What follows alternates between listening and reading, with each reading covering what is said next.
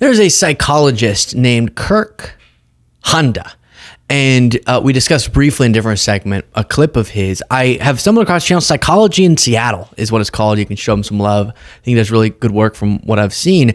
And some time ago, he did a breakdown of Mary Trump's book to analyze the claims of sort of mental disorders and the context of Trump's life that would contribute to why he became the person, the divisive, the hateful, the bullying, the terrible, dare I say, person that he is today. A caveat before playing some of these clips, really interesting stuff here from Kirk Honda.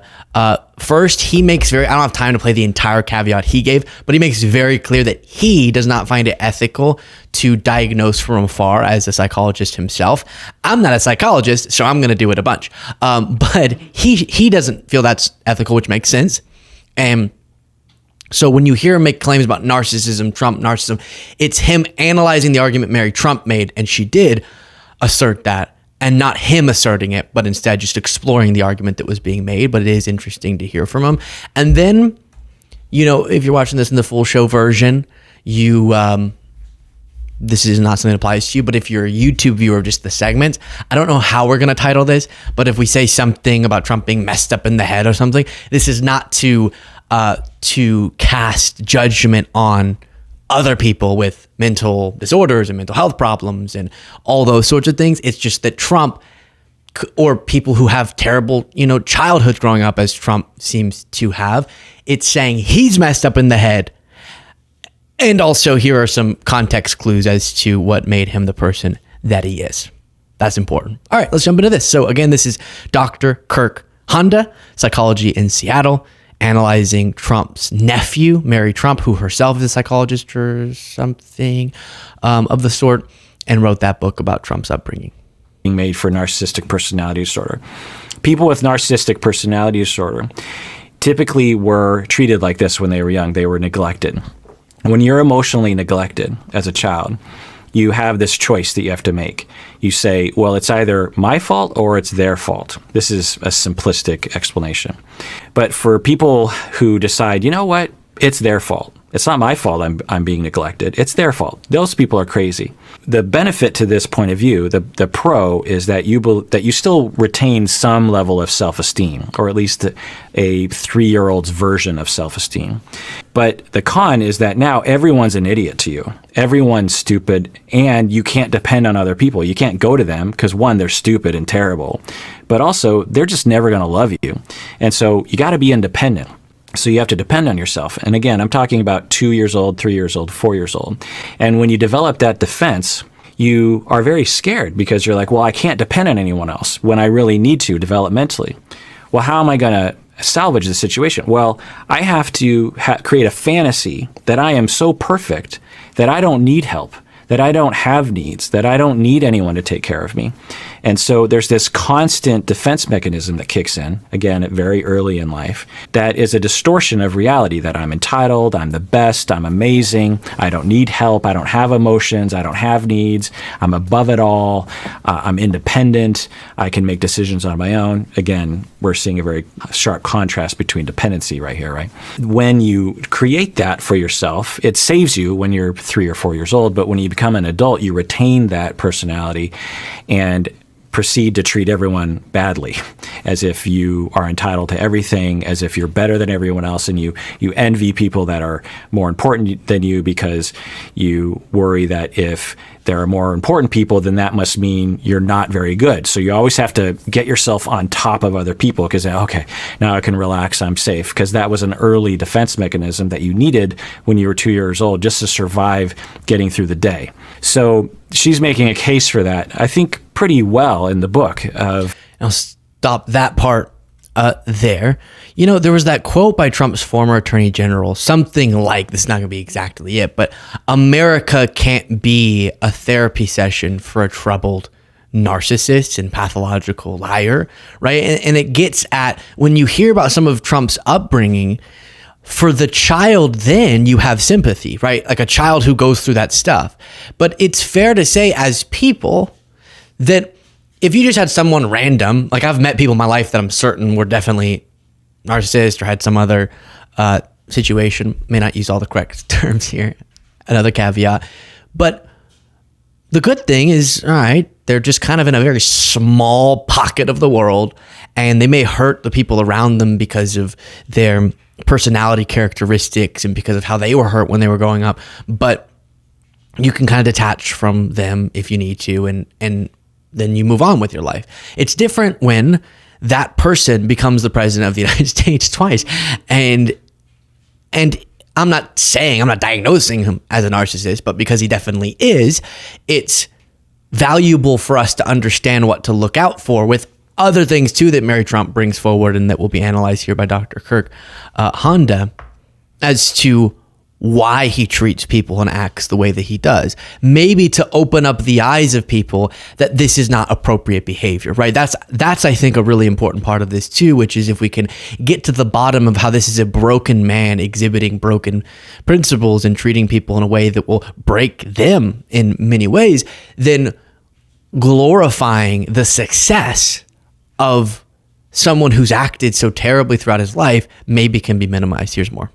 In the following passage, she says, his deep-seated insecurities have created in him a black hole of need that constantly requires the light of compliments that disappears as soon as he's soaked in it. She goes on to say, nothing is ever enough. This is far beyond garden variety narcissism. Donald is not simply weak. His ego is a fragile thing that must be bolstered every moment because he knows deep down that he is nothing of what he claims to be. He knows he has never been loved. I don't know if this is true. I just, have been saying that throughout this episode, but she makes a good case in the data she lays out, and I think she eloquently writes this out.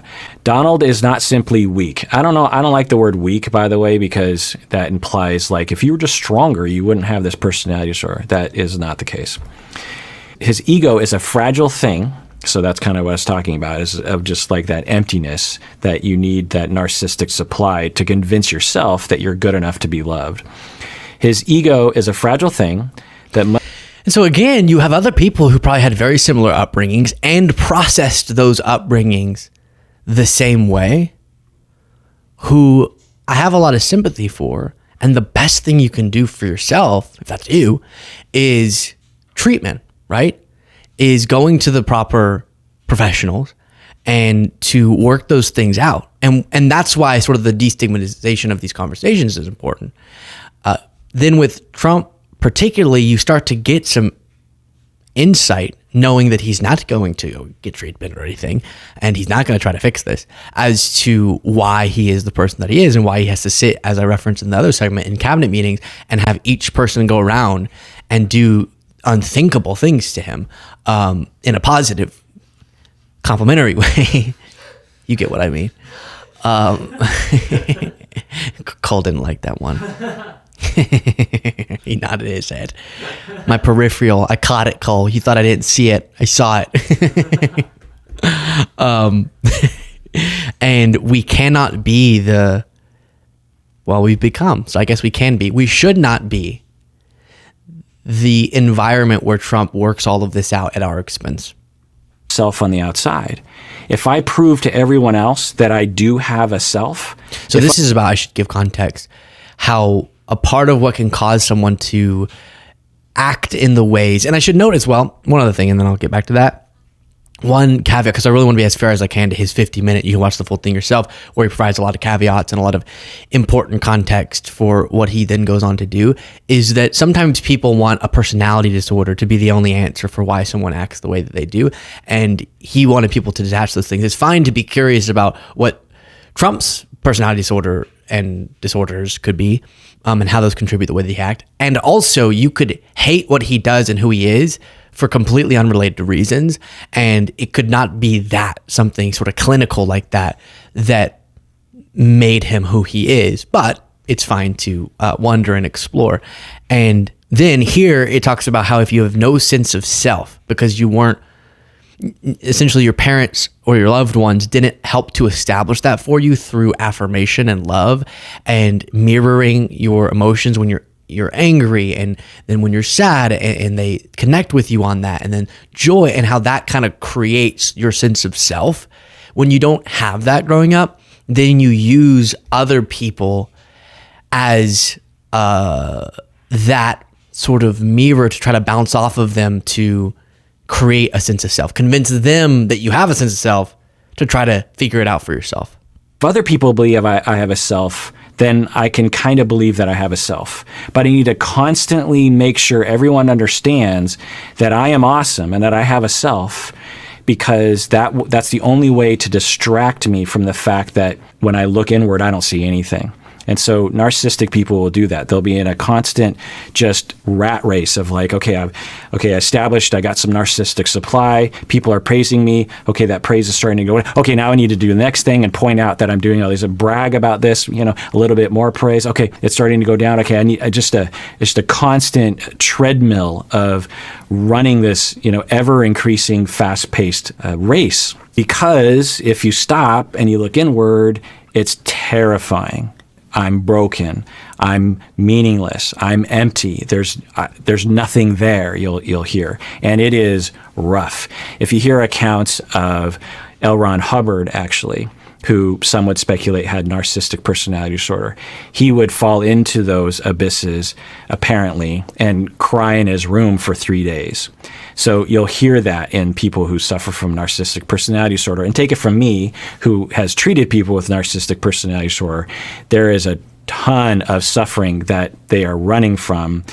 And I think you can see that. I think you can really see it when you hear Trump talk about stuff and deal with situations where there's this deep insecurity.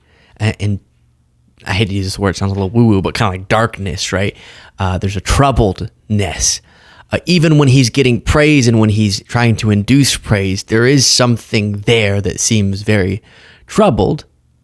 And you might wonder, wait, if he's seeking praise so much, why didn't he just come out and be like a good guy, just a good guy, and then get praised? You can just be praised because you're just good. And that gets to his childhood, which is what we're going to look at next, which is that he sought the praise that everyone really, at a young age finds critical and shapes you, which is affirmation from your loved ones, particularly your parents, and his dad being the pivotal figure, one of the pivotal figures in his life. And he really sought his dad's positive attention, but he would only get that when he would bully and when he would divide and when he would show himself, because this was the brokenness of Fred Sr., his dad, whenever he would prove himself to be above people by pushing them down. Is very self-centered. She writes that the family was ruled by him and that he had very particular rules and lessons. This stuff's talking about Fred Sr., Trump's dad. For his 5 children, that you win at any cost, that lying is acceptable as long as you're trying to get what you want. To bully people is to be strong, that there is no truth, and that money is everything. So she makes the case that Donald Trump is turning our country into the family environment that Fred Sr. created for him. That's her big thesis, is that Fred Sr. created this sick version of a family, and Donald Trump is now creating our country into a sick version of her family. She writes that Fred Sr., Donald Trump's father, bullied other people, even his own kids. So Donald Trump has an older brother. This is Mary Trump's father, Fred Jr. So you have Fred Sr., you have Fred Jr. And Fred Sr. would bully Fred Jr. a lot. And Donald would watch this as a very much younger brother. I think Donald may have been like 10 years younger than Fred Jr. Also, as Donald Trump grew up and started to bully other kids, Fred Sr. would reward Donald for bullying other people. She also writes that Fred Sr. worked all the time and money was everything, so he wasn't home very often.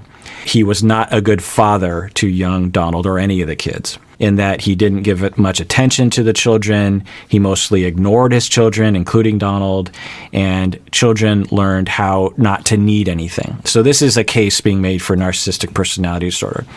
People with narcissistic personality disorder typically were treated. And that gets into what we already watched. So you can understand the sort of psychological explanation behind Trump learning the behavior that he did, which is the way he would be rewarded by his father is bullying others, eventually going on to bully Fred Jr., and seeing strength only as a zero-sum game, right? You are only strong if you're extracting it from somebody else. If you're forcing someone else to exhibit their weakness, then comparatively, you're strong. It's really twisted. And again, all of that, you want people who deal with that and then start exhibiting those characteristics to have it treated and to work through it and be the best person they can be with all of that. But Trump has turned our country, as was Mary Trump's thesis, into a much bigger version of his family, where Fred Sr. created an environment where you compete for his love through division and you divide and conquer. And now that's what Trump does with America.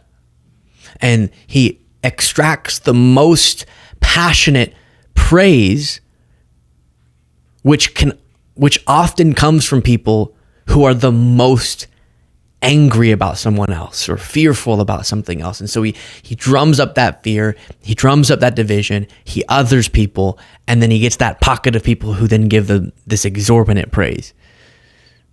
Then this disorder.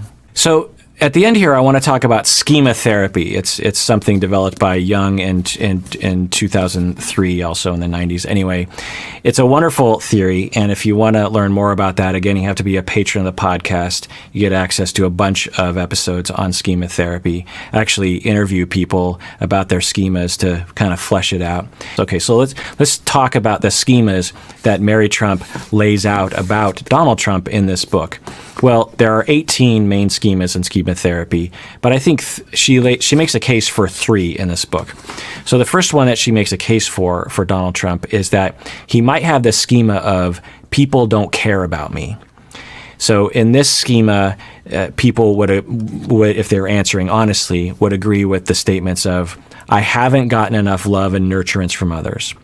They might also agree with the statement, no one has ever really been there for me. Some of you might actually agree with those statements. I haven't gotten enough love and nurturance from others. No one has ever really been there for me. So if you agree with those statements and a whole bunch of others, and again, listen to those deep dives or go to a therapist, obviously, and that understands schema therapy. If you agree with those items, it's possible that you would be characterized as someone who has this schema, this maladaptive schema. Essentially, it's this conclusion you come to early in life because of repeated experience that people do not care about me for one reason or another. So when you have that schema, it's a maladaptive schema, this belief system that is not going to be good for you. You have to have a way to cope with it. And there are various different ways to cope with it. And we call them surrender avoidance, or, Jung calls them surrender avoidance and overcompensation. Well, I won't go into detail on that, but one way of coping with this people don't care about me schema is just to avoid relationships. And so Mary Trump makes a case that Donald Trump might have this people don't care about me schema, and his way of coping with it is to just kind of avoid relationships. Yeah, and then as you go through life that way, I think it really detaches your ability to care about someone else, right? You, as a defense mechanism, believe people don't care about you, and then you detach from meaningful, not that he doesn't have people technically in his life, but meaningful human connections, which then detaches your empathetic ability, right? Or it decreases, it diminishes your empathetic abilities and the presence of your empathy. And that can be really harmful in one person's life who has a few people in their life. When that's the president of the United States who has a cult following, well, we're seeing the consequences right now.